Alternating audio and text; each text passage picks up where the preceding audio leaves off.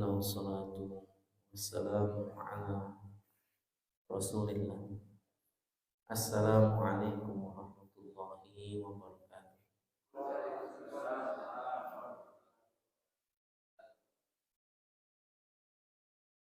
Alhamdulillahi rabbil alamin wal aqibatu lil muttaqin wala udwana illa 'alal zalimin.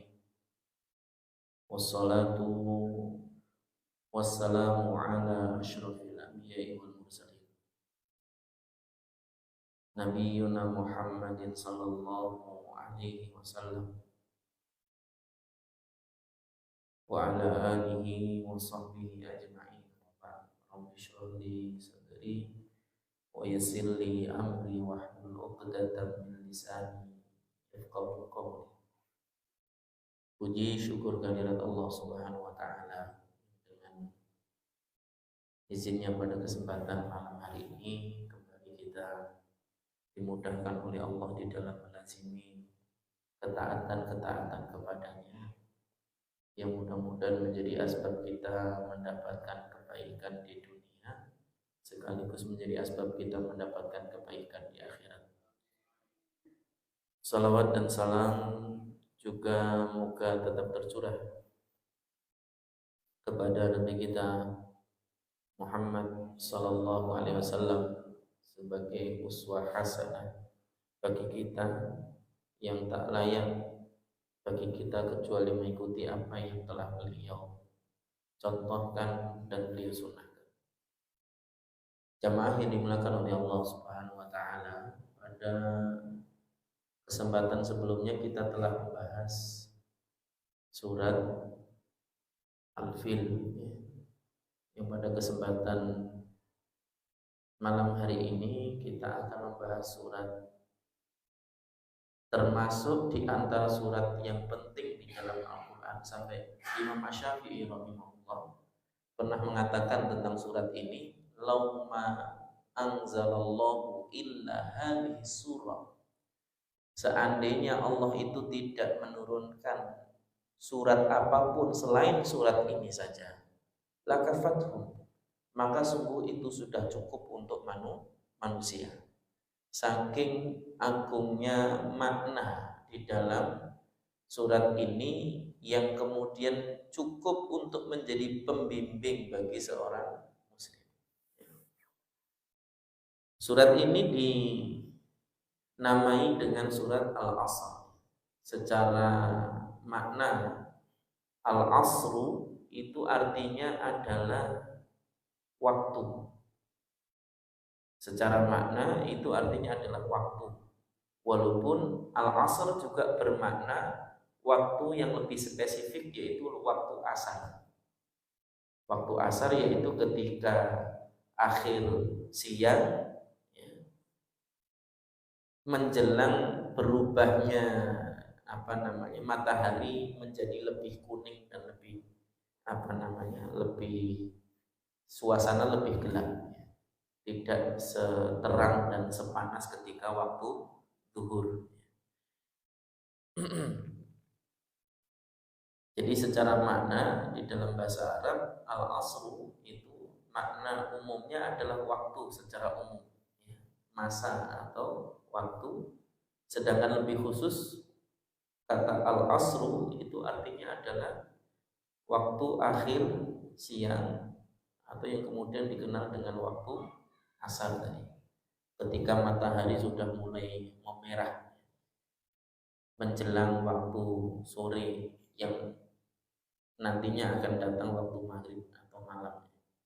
Dan ini menjadi bagian dari salah satu di antara keistimewaan dari surat ini. Allah secara khusus bersumpah atas nama makhluknya yang berupa waktu atau masa tadi itu, menunjukkan pentingnya waktu itu untuk diperhatikan. Makanya nanti di dalam penjelasan para ulama, tujuan utama surat ini adalah mengingatkan kita untuk pentingnya memanfaatkan waktu yang kita miliki. nanti senada dengan hadis Nabi yang banyak, seperti hadis Nabi SAW yang menyebutkan ihtanim khamsan qabla khamsin, manfaatkanlah 5 perkara sebelum datangnya 5 perkara. Sihatuka qabla sakomik, sehatmu sebelum sakitmu. Syababuka qabla haramik, yang kedua adalah masa mudamu sebelum tuamu. Kemudian sempatmu sebelum sempitmu. Dan berbagai yang intinya adalah menyebutkan tentang pentingnya memanfaatkan waktu yang kita punya.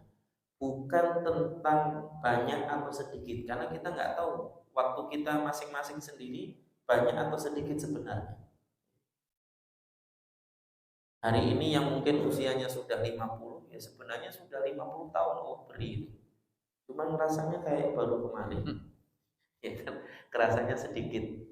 Tapi ini kan bukan tentang rasa, tapi sebenarnya tentang bagaimana kemudian memanfaatkan yang Allah karuniakan kepada kita berupa waktu tadi, yang sebagian ulama mengingatkan satu-satunya nikmat yang ketika dia sudah diberikan tidak pernah kembali lagi, tidak pernah terulang lagi, itu waktu itu.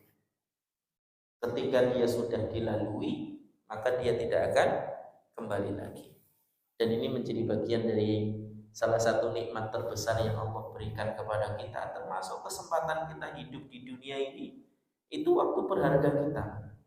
Berapa banyak manusia yang kemudian tidak diberikan kesempatan yang sama dengan kita hari ini, yang kemudian akhirnya menghabiskan waktunya untuk hal-hal yang lebih tidak bermanfaat. Dan ini menjadi bagian dari yang harusnya kita renungkan. Surat ini terkait dengan surat sebelumnya, Pak. Sebenarnya surat At-Takatsur. At-Takatsur itu, walaupun kita belum bahas, karena kita bahasnya dari bawah bukan dari atas. Kalau secara urutan ini setelah surat At-Takatsur. Surat At-Takatsur itu menceritakan tentang bagaimana orang berfoya-foya, menghambur-hamburkan waktu dan harta yang dia miliki hingga kemudian melalaikan kehidupan akhiratnya. Sedangkan justru di surat ini Allah mengingatkan kepada kita bagaimana memanfaatkan waktu yang kita punya, terutama waktu yang paling istimewa yang Allah sebut di dalam ayat ini, yaitu al-asr, waktu asar. Bahkan nanti di dalam tafsir dari firman Allah Subhanahu wa taala, hafidhu 'alas sholawati was-sholatil wusta wa qumu lillahi qanitin.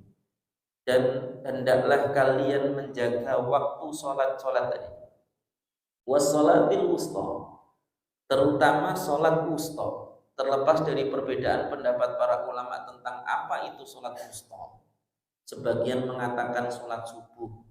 Makanya nanti lanjutannya wa qumu lillahi qanitin. Menurut Imam Syafi'i, inilah kenapa yang menjadi dalil kenapa kalau subuh itu kunut. Karena Allah perintahkan wa qumu lillahi qanitin, dan dirikanlah sholat wusta itu dengan melakukan kunut tadi, menurut versi pemahamannya Imam Syafi'i. Makanya di dalam mazhab Syafi'i itu kan kalau sholat subuh ada kunutnya. Kalau sholat subuh ada kunutnya. Yang kalau kemudian subuh enggak kunut, maka dia harus sujud sahwi. Kalau dalam mazhab Syafi'i demikian, Pak.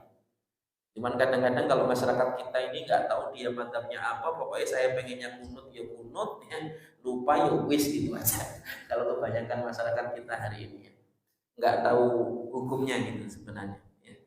Tapi terlepas dari perbedaan itu, pendapat yang rajih dari kalangan para ulama adalah sholat wusta itu sebenarnya adalah sholat asar. Sholat asar. Ya. Kalau wusta itu secara makna artinya tengah. Walaupun sebenarnya masing-masing punya alasan, Pak. Kenapa sholat subuh itu disebut dengan sholat wusta? Karena bagi sebagian ulama yang berpendapat itu adalah sholat wusta, sholat subuh itu juga tengah-tengah. Tengah-tengah antara sholat di siang hari dan tengah-tengah antara sholat di malam hari. Kan tengah-tengah dia. Ya. Di waktu pagi kan tengah-tengah antara malam dan siang.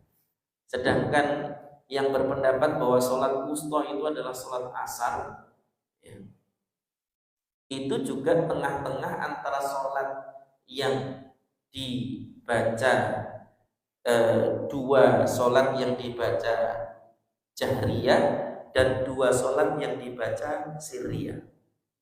Maksudnya sholat asar itu kan ada di antara dua sholat subuh dan isya yang dibaca jahar, berarti iya, yang dibaca jahar. Sedangkan sholat juga berada di tengah-tengah antara sholat yang dibaca sir, yaitu sholat duhur. Walaupun sholat maghrib juga sebenarnya jahar kan. Tapi itu sebagian alasan yang kemudian diungkapkan oleh para ulama tadi. Kan sebagian lagi menjelaskan bahwa sholat asar itu waktu tengah-tengah antara pagi dan sore. Ya. Dan ini menjadi bentuk penjelasan para ulama tentang bagaimana menjelaskan tentang makna dari sholat wusta itu sendiri. Jadi berdasarkan surat ini, maka sholat wusta yang dimaksud oleh Allah Subhanahu wa taala di dalam Quran surat Al-Baqarah tadi, hafidhu 'alas sholawati was sholati wusta wa qumu lillahi qanitin, itu maksudnya adalah sholat asar, karena Allah secara khusus bersumpah atas waktu asar di dalam surat Al-Asr ini, menunjukkan pentingnya sholat itu untuk dikerjakan. Karena kebanyakan waktu asar itu orang lalai, Pak. Kebanyakan orang waktu asar itu seringkali lalai. Kalau subuh pas baru bangun, jarang orang melalaikan. Duhur memang pas istirahat, ya kan? Maghrib sudah sampai rumah. Nah asar ini yang kadang-kadang nanggung. Kerja kantor ya bentar lagi pulang, ya. Kalau sholat dulu ya tanggung, tapi nanti kalau sholat setelah pulang waktunya sudah mepet. Ini waktu kenapa kemudian disebut dengan waktu wusta tadi itu. Kadang-kadang sesuatu yang sifatnya di tengah-tengah itu nanggung, nggak ke kanan, nggak ke kiri, ya. Dan ini bagian dari yang juga penting untuk dijadikan sebagai pelajaran bagi kita. Dijelaskan di sini bahwa salah satu di antara bagian dari yang juga penting untuk kita jadikan sebagai perhatian adalah tentang waktu itu sendiri. Bahkan ada sebuah kalimat ungkapan para ulama terdahulu mengingatkan, ayyuhan nas innaka antal ayyam, wahai sekalian manusia, sesungguhnya kalian semua itu adalah kumpulan hari-hari. Idza madat yaumun madat ba'daha, yang jika berlalu satu hari, sejatinya berlalu pula sebagian dari dirimu. Karena sejatinya kita itu waktu, bukan fisik kita. Kalau fisik kita ya kadang-kadang ada yang 60 tahun masih kencang, kulitnya juga ada. Karena hasil operasi plastik. Ya kan? 60 tahun kencang bisa nggak? Bisa.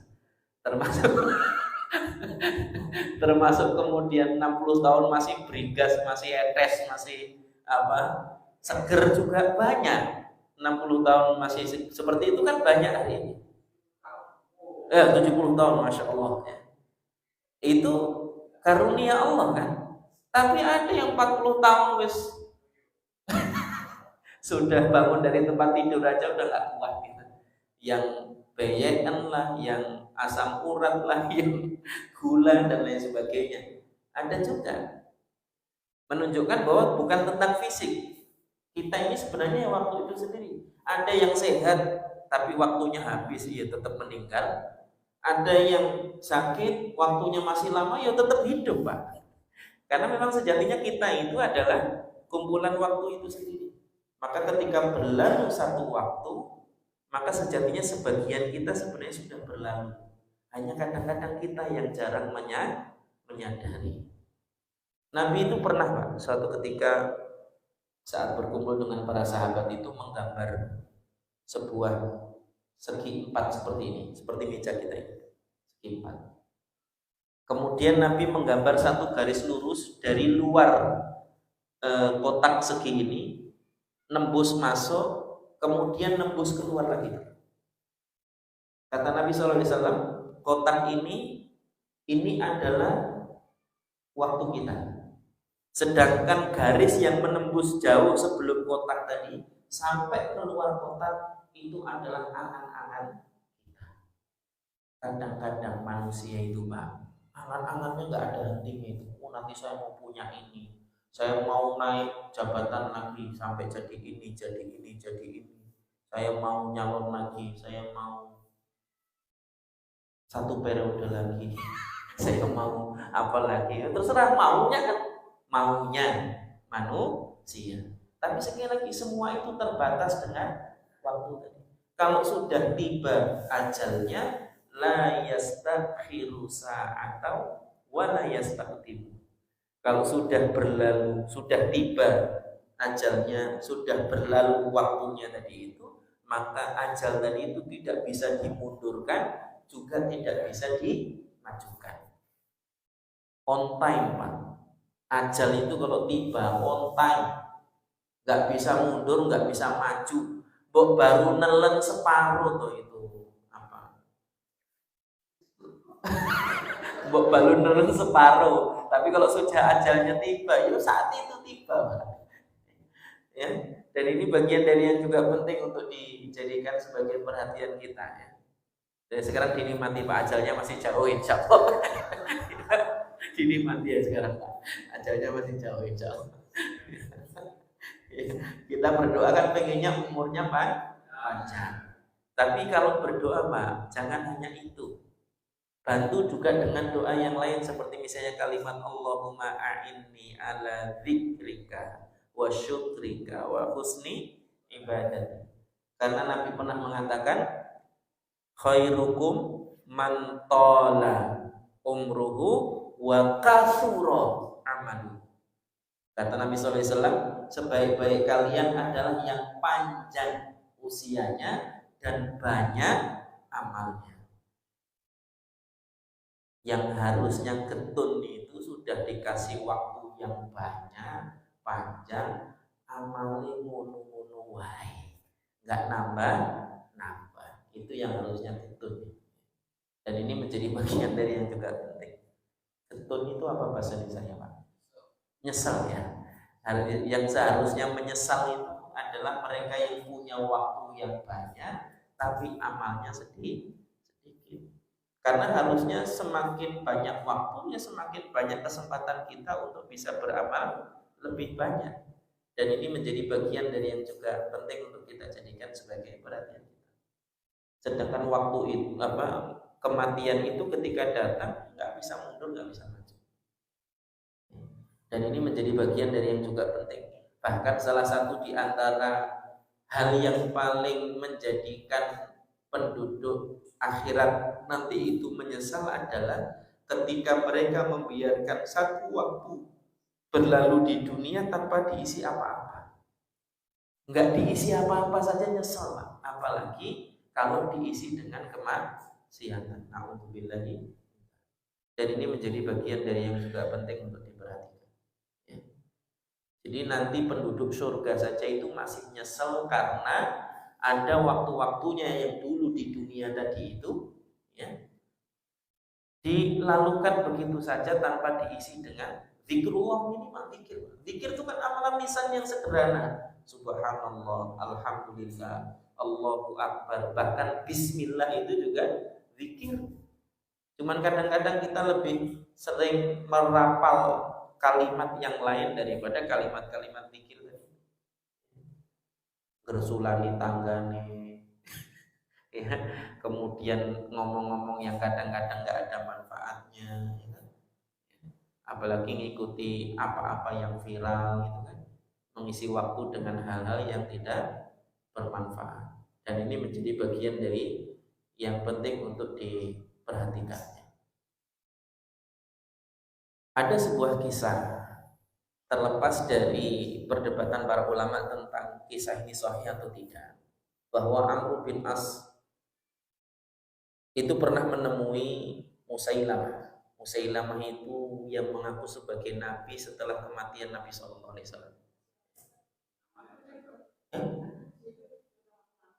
Oh, ya. Jadi Musailamah itu adalah orang yang mengaku nabi setelah nabi kita Muhammad SAW meninggal dunia. Salah satu, karena saat itu di antara yang kemudian gerakan yang muncul setelah nabi meninggal itu dua, Pak. Satu, munculnya nabi-nabi palsu, bahkan ada nabi perempuan saat itu yang kemudian diperangi oleh Abu Bakar As-Siddiq radhiyallahu anhu. Yang kedua adalah munculnya gerakan yang tidak mau, kaum muslimin tapi tidak mau membayar zakat. Ya.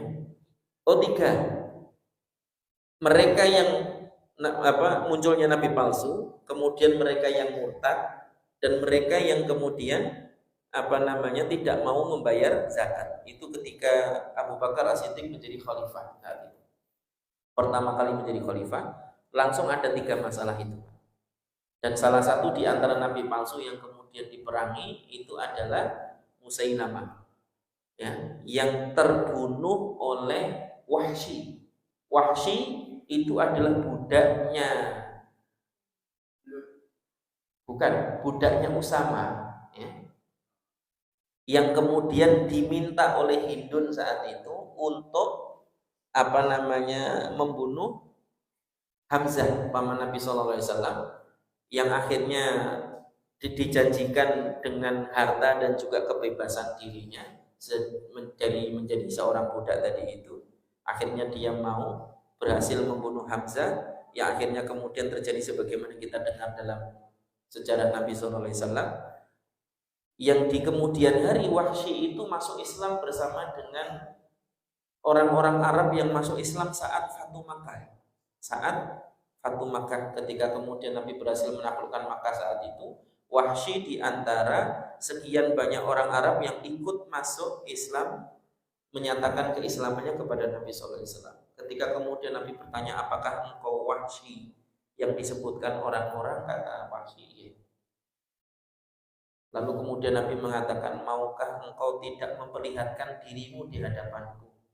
Kata Nabi kepada Wahsy tadi, Wahsy mengatakan, iya wahai Nabi. Ya.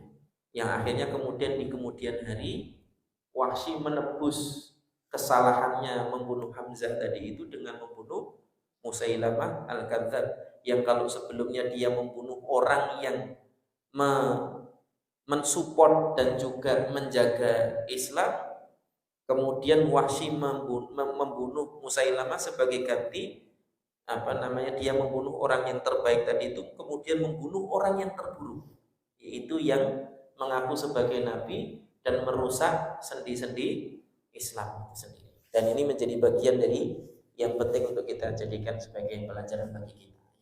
Jadi ketika Amr bin As tadi menemui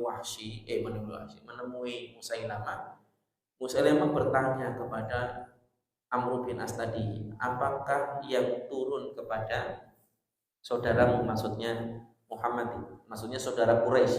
Musailamah kan bukan dari suku Quraisy, sedangkan Amr bin As kan sukunya Quraisy.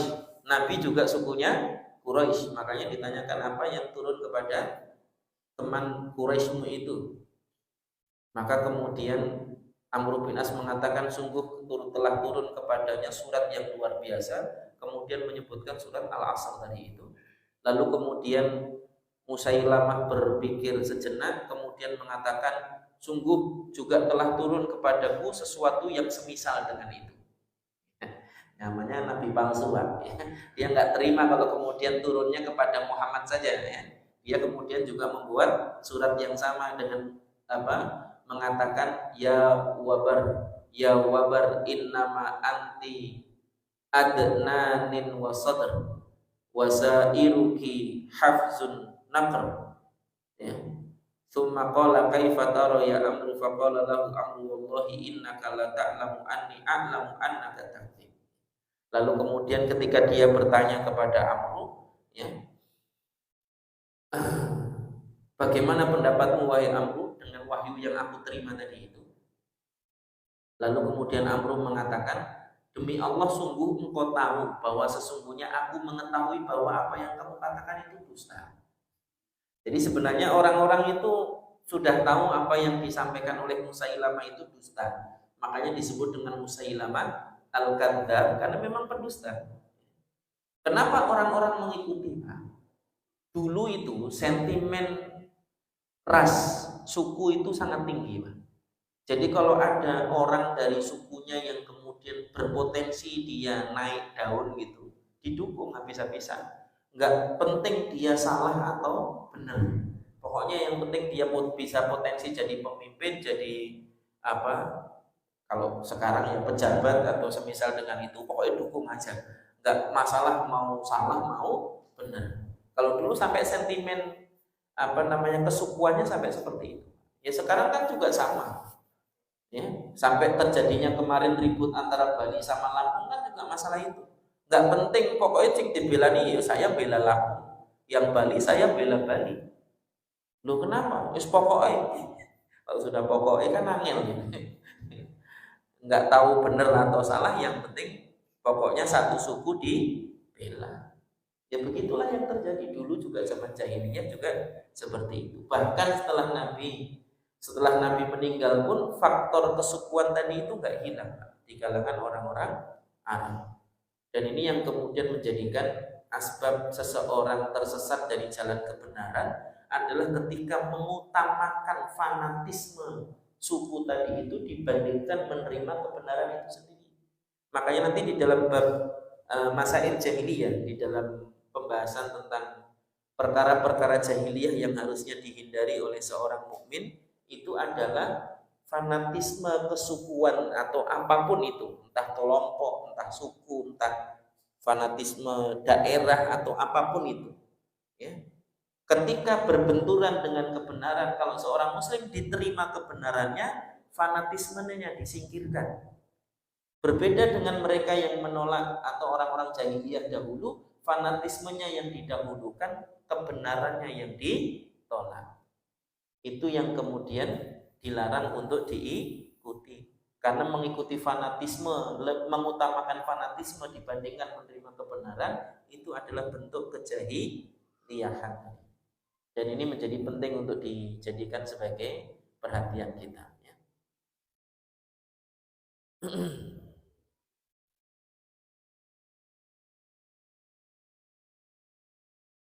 Ada sebuah riwayat juga dari Imam At-Tabrani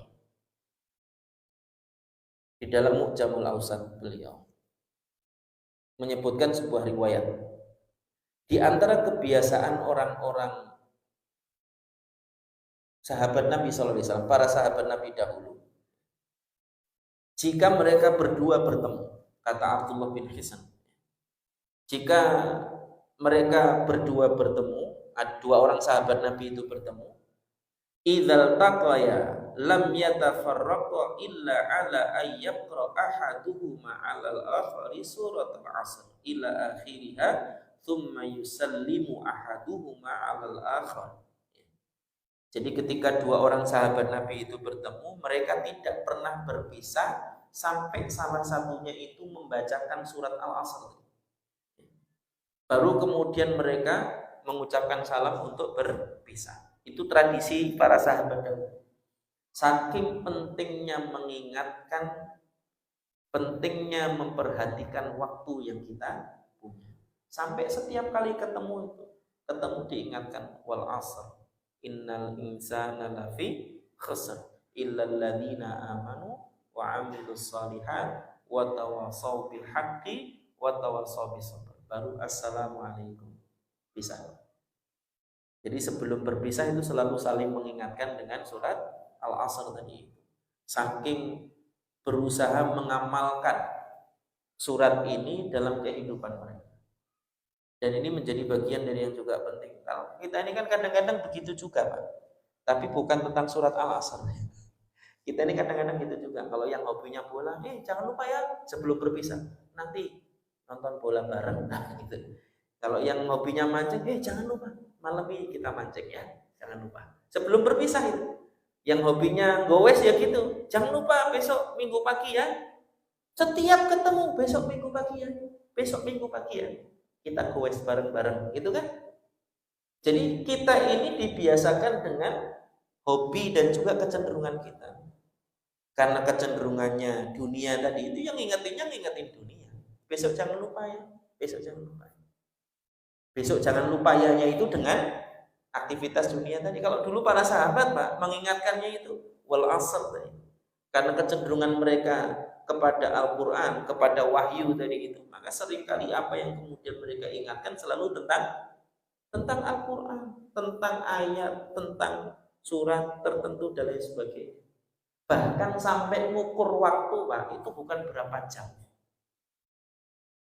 Para sahabat dulu kalau ditanya tentang seberapa jauh antara sini dengan sana, seberapa lama Nabi sahur, seberapa jarak antara azan dan iqamah, berapa lama Nabi sholat, itu selalu dijawabnya dengan ukuran bacaan Quran. Qadra khamsina ayat, qadra ishrina ayat, qadra mi'atu ayat dan lain sebagainya. Jadi selalu dijawab dengan bacaan Quran tadi, menunjukkan kecenderungan mereka dan kebiasaan mereka. Sedangkan kita ini dikit-dikit lihat jam ya tadi, berarti kecenderungan kita emang cuma sekedar memperhatikan waktunya, tapi tidak pernah memperhatikan esensi dari waktu itu sendiri. Dan ini menjadi bagian dari yang juga penting. Kadang-kadang ngasih waktu aja, nanti kapan? Jam 3, jam 2. Kan jarang. Di antara kita ini masih latahnya itu ngingetin dengan seiring waktu sholat. Ba'da maghrib ya, ba'da isya ya, ba'da Jumat ya, ba'da subuh ya, gitu loh. Harusnya kalau kita seorang muslim, waktunya juga terkait dengan itu. Dengan sholat, dengan bacaan Quran, dengan apapun. Habis buka ya, menunjukkan kita sering berpuasa kan. Habis maghrib ya, menunjukkan kedekatan kita dengan waktu sholat tadi. Nah ini bagian dari yang juga penting untuk kita jadikan sebagai pelajaran bagi kita. Sampai seperti itu kan. Apa yang kemudian diwasiatkan oleh para sahabat tadi. Ada 4 hal di dalam surat ini yang kemudian penting untuk kita perhatikan.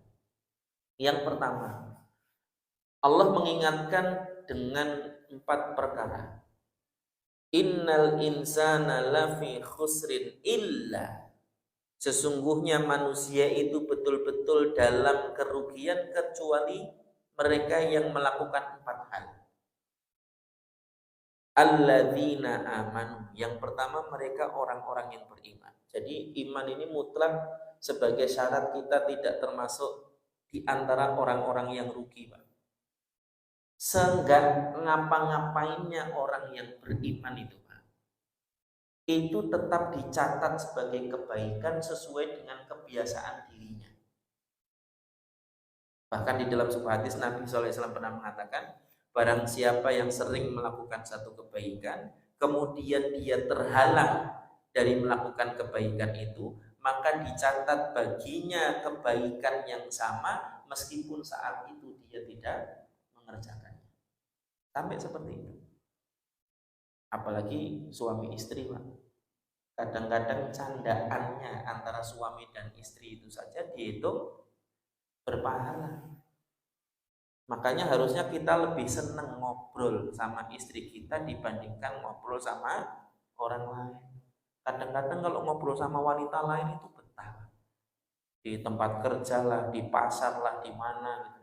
Tapi kalau ngobrol sama istri sendiri itu singkat, padat, jelas. Ya.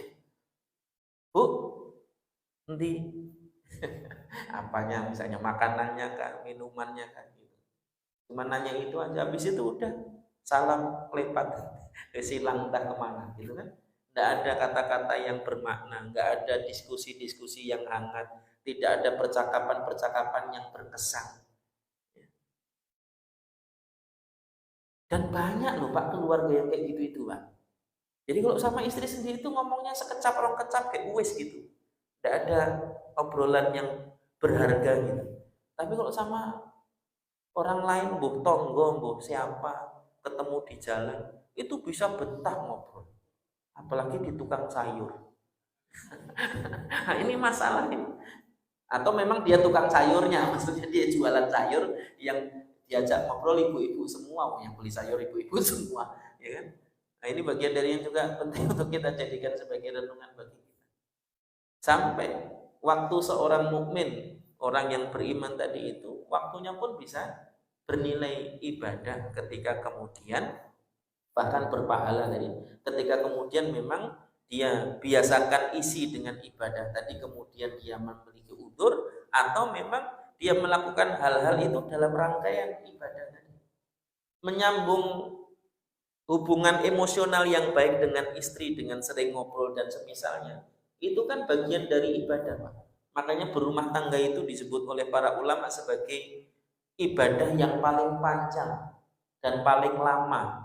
Sehingga apapun yang kita lakukan dalam rumah tangga, ketika itu tujuannya melaksanakan bagian dari perintah Allah tadi itu bisa berpahala.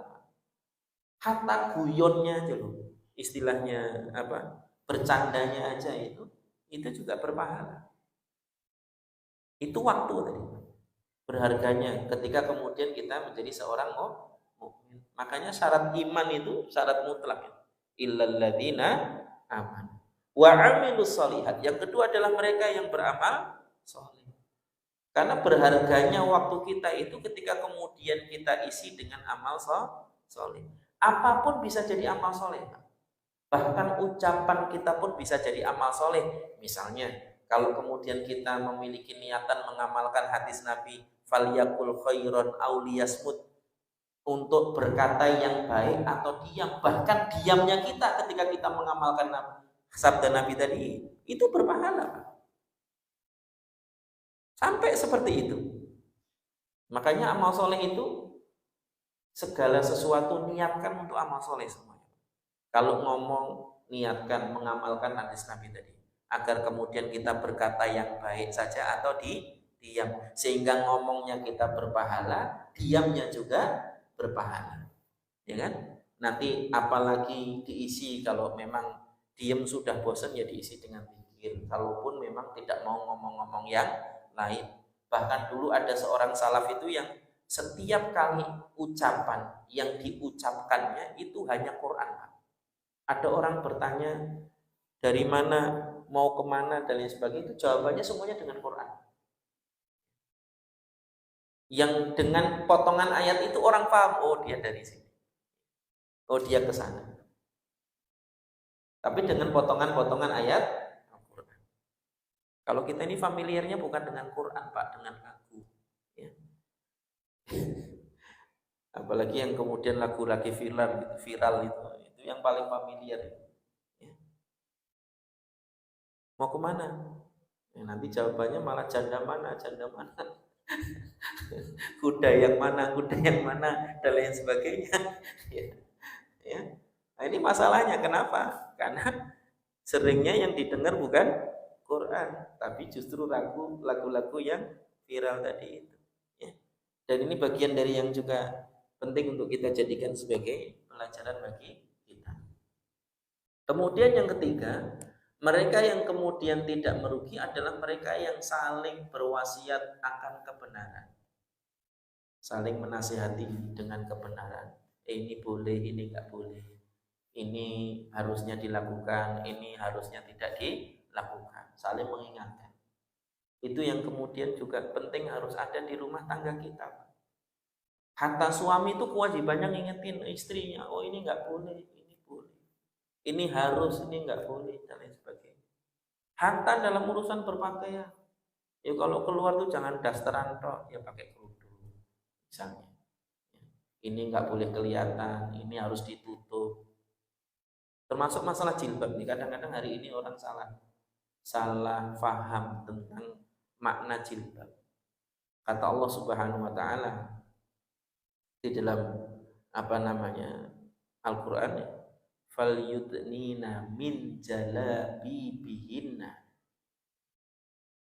hendaklah para wanita itu memanjangkan jilbabnya hingga menutup bagian dadanya. Jadi yang disebut jilbab itu adalah yang menutup bagian dada. Kalau sing diubet-ubet itu helm namanya, Pak, bukan jilbab. Ini penting untuk diperhatikan. Helm kain, ya betul. Dan ini bagian dari yang juga penting untuk diperhatikan. Namanya menutup itu adalah tidak menampakkan. Kalau kelihatannya ditutup tapi masih nampak, itu nanti seperti hadis Nabi SAW. Salah satu di antara akhir zaman, tanda akhir zaman itu adalah banyaknya wanita yang berpakaian tapi telanjang. Hari ini ada nggak? Banyak, Pak. Kelihatannya pakai jilbab tapi pakainya celana kulot bawahnya. Coba itu kalau digambar pakai siluet cuman hitam putih itu, Pak. Sama dengan yang nggak pakai baju, sama aja, Pak. Kalau cuma siluet saja kelihatannya, bukan gambar lengkap berwarna gitu. Cuman siluet hitam putih saja. Itu sama orang yang nggak pakai baju sama aja. Cuman bayangan hitam gitu aja digambar, ya. Itu sama aja Pak bentuknya. Berbeda kalau kemudian dia pakai pakaian yang menutup aurat. Di samping makna dari menutup aurat itu adalah tidak menampakkan bentuk tubuh. Itu makna dari menutup aurat. Jadi menutup aurat itu betul-betul tidak menampakkan bentuk tubuhnya. Kalau masih nampak bentuk tubuhnya itu sejatinya belum menutup aurat. Itu sekedar contoh. Tugas siapa ini mengingatkan? Tugas suami, Pak. Ya. Lah kan aku udah tua sih, Pak. Nggak ada yang tertarik. Jangan salah. Setan itu nggak lihat tua sama muda, Pak. Dan ini menjadi bagian dari yang juga penting untuk dijadikan sebagai perhatian. Tugas suami untuk mengingatkan mana yang benar, mana yang salah. Dan terakhir, watawasau bis sabr. Saling mengingatkan dalam kesabaran. Namanya menjalani yang benar itu kadang-kadang butuh konsistensi, butuh keberlangsungan tadi. Ya. Butuh kebersinambungan tadi. Yang kadang-kadang namanya orang melakukan sesuatu hal yang satu jenis saja, itu kan kadang-kadang ada bosannya. Namanya manusia itu ada titik bosannya.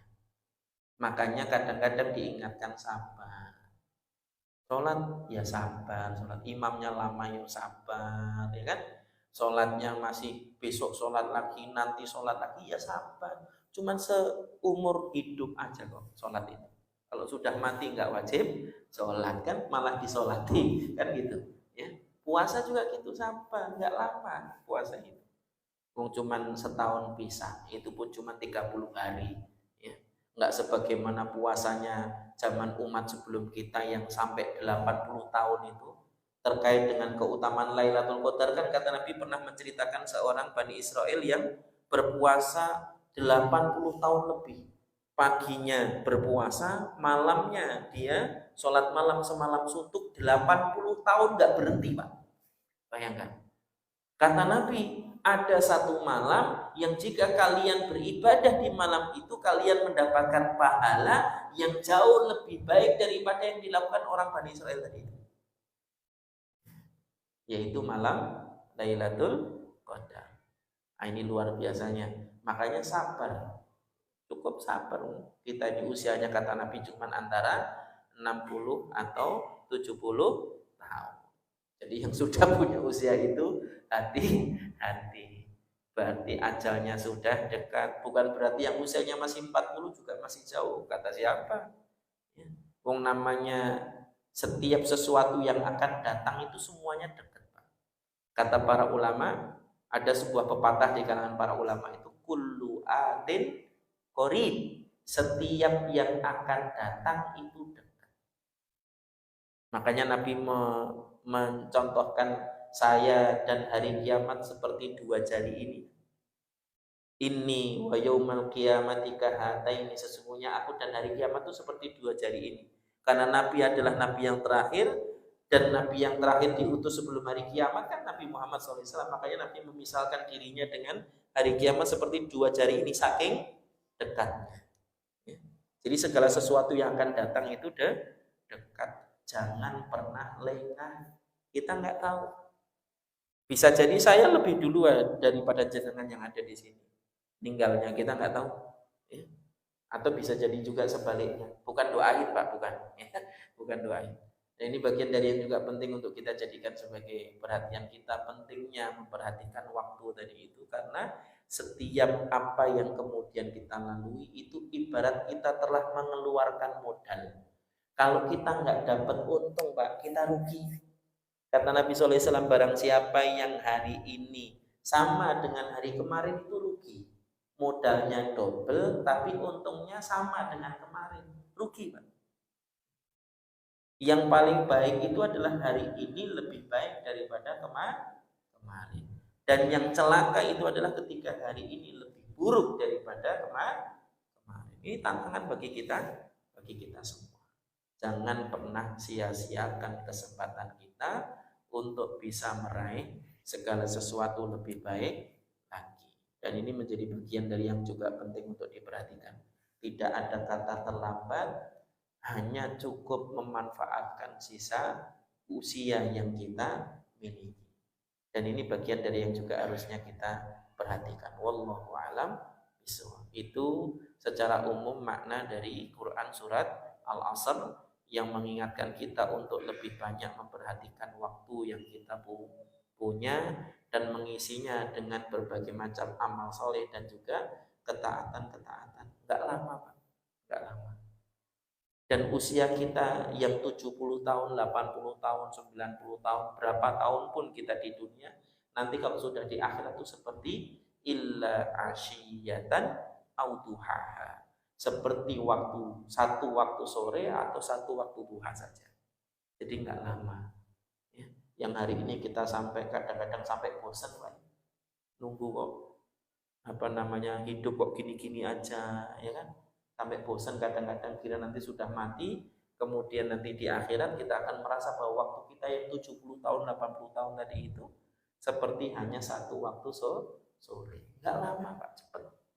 Waktu itu milik Allah dan Allah itu adalah waktu itu sendiri, pemilik waktu yang mengatur waktu, sehingga menjadikan waktu itu terasa cepat atau lama itu ya nanti tergantung kehendak Allah Subhanahu wa Ta'ala. Bahkan salah satu di antara tanda akhir zaman adalah ketika waktu itu terasa begitu cepat.